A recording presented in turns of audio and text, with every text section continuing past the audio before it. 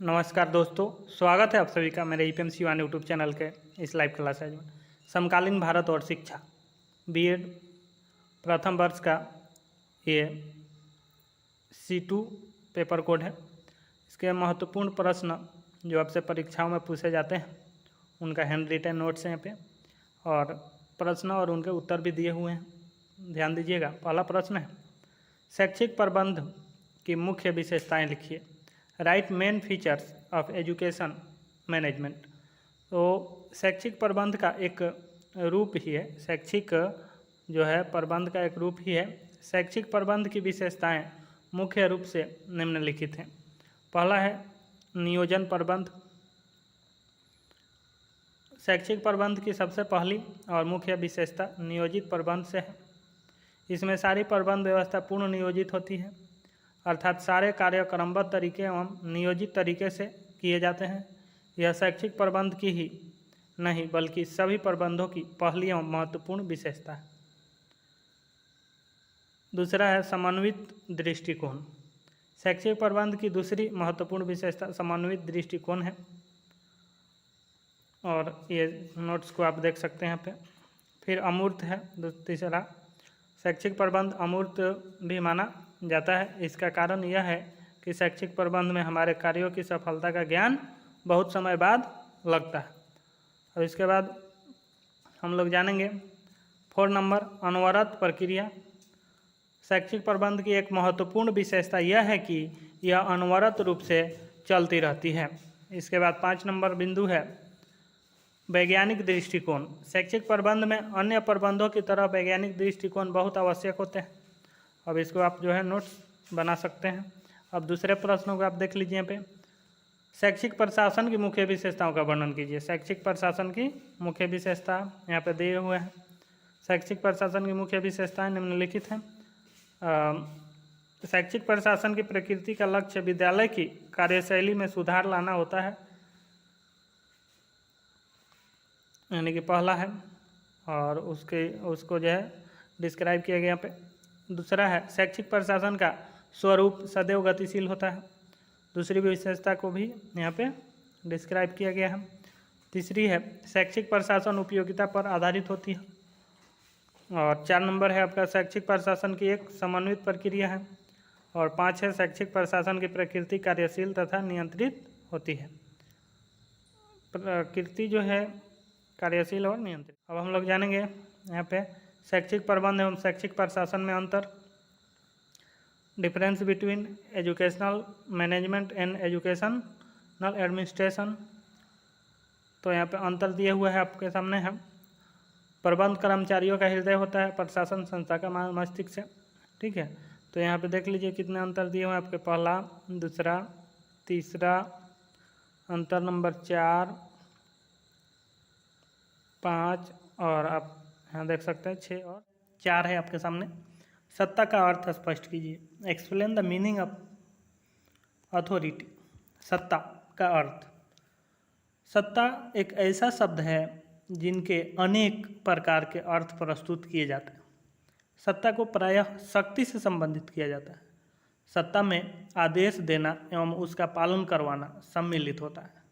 यह संगठन की ओर से किसी व्यक्ति को कुछ करने के लिए दी गई सत्ता है, यानी कि ऑर्गेनाइजेशन की तरफ से जो सत्ता दिया जाता है।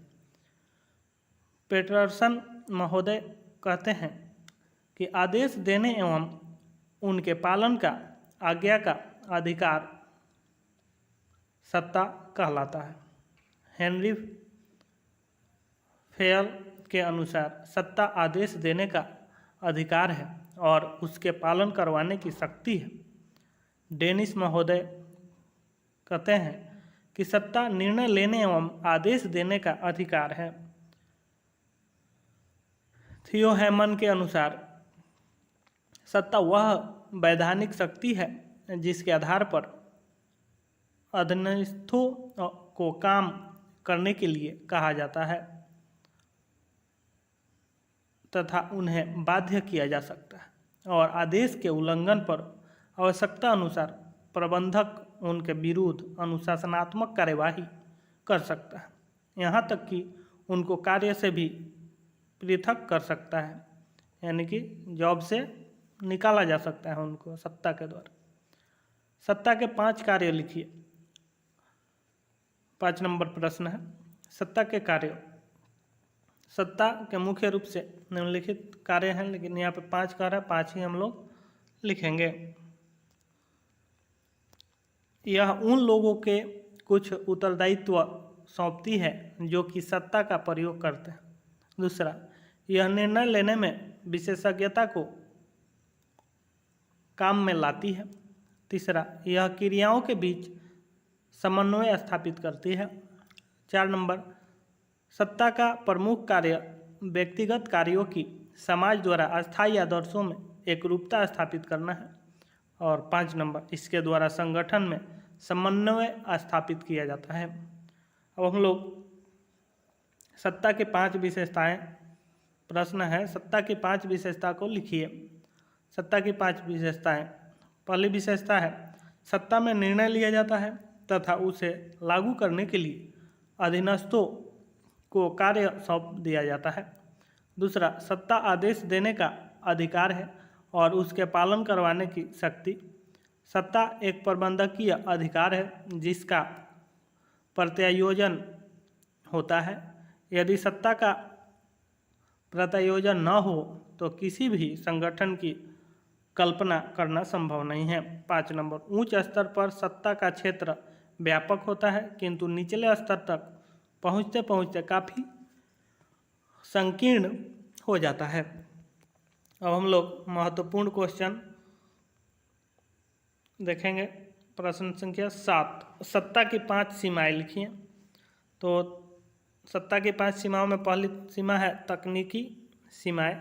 उच्च अधिकारी को सत्ता सौंपते समय यह ध्यान रखना चाहिए कि वही कार्य सौंपा जाए जिसमें वह कुशल एवं योग्य हो। यदि उसमें आवश्यक तकनीकी ज्ञान न हो तो वह अपने अधिकार सत्ता का प्रयोग ठीक से नहीं कर पाएगा। दूसरा, कानूनी सीमाएं।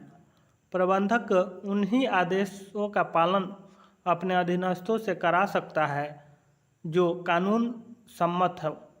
जिन आदेशों से कानूनी व्यवस्थाओं का उल्लंघन होता है उसे पालन करने के लिए वह अधीनस्थ को विवश नहीं कर सकता। तीसरा, आर्थिक सीमाएं। उपलब्ध आर्थिक संसाधनों को देखते हुए ही प्रबंधकों को अपनी सत्ता का प्रयोग करना पड़ता है। मनोवैज्ञानिक सीमाएं। अधिकारी सत्ता का प्रयोग करते समय प्रबंधकों को इस बात का ध्यान रखना पड़ता है कि कहीं इसके विपरीत प्रक्रिया तो नहीं हो रही है। 5 नंबर, प्राकृतिक सीमाएं। किसी भी अधिकारी की सत्ता को जलवायु, भौगोलिक स्थिति, वातावरण, प्रकृति संकट, महामारी, भूचाल, बाढ़ आदि सीमित कर सकती है। सबसे महत्वपूर्ण प्रश्न है आपके सामने प्रश्न संख्या 8, सत्ता और शक्ति में अंतर स्पष्ट करें। Difference between authority and power. सत्ता और शक्ति, अथॉरिटी एंड पावर। सत्ता और शक्ति को प्रायः एक दूसरे का पर्यायवाची माना जाता है किंतु शैक्षिक प्रशासन में दोनों शब्दों का विशेष अर्थ होता है। इसमें एक के लिए दूसरे का प्रयोग नहीं किया जा सकता है शैक्षिक अर्थ में।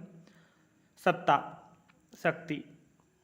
सत्ता का रूप एक प्रकार से कानूनी है, शक्ति का रूप कानूनी होना आवश्यक नहीं है।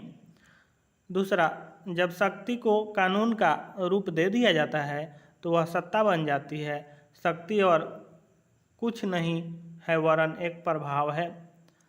शक्ति के अभाव में भी सत्ता विद्यमान रह सकती है और शक्ति का दीर्घकाल अस्तित्व सत्ता के अभाव में संभव नहीं है।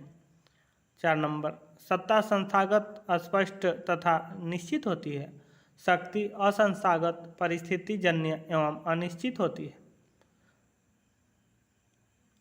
सत्ता में स्वविवेक निहित होता है, शक्ति में स्वविवेक का अभाव होता है। उपरोक्त अंतरों से यह स्पष्ट होता है कि जिस व्यक्ति के पास सत्ता हो उसके पास शक्ति का होना आवश्यक नहीं है। जैसे एक कठपुतली जो भी कार्य करती है, देखने वालों को तो ऐसा ही प्रतीत होता है कि वह स्वयं कठपुतली ही उसे कर रही है, किंतु वास्तविक रूप से उसके व्यवहार का संचालन कोई अन्य व्यक्ति कर रहा होता है। अधिकारों के प्रयोजन की क्या आवश्यकता है? 5 बिंदु लिखिए। अधिकारों के प्रयोजन की आवश्यकता के 5 बिंदु यहाँ पे देख लीजिए। 5 बिंदु है। अब इसके बाद हम लोग 10 नंबर प्रश्न देखते हैं।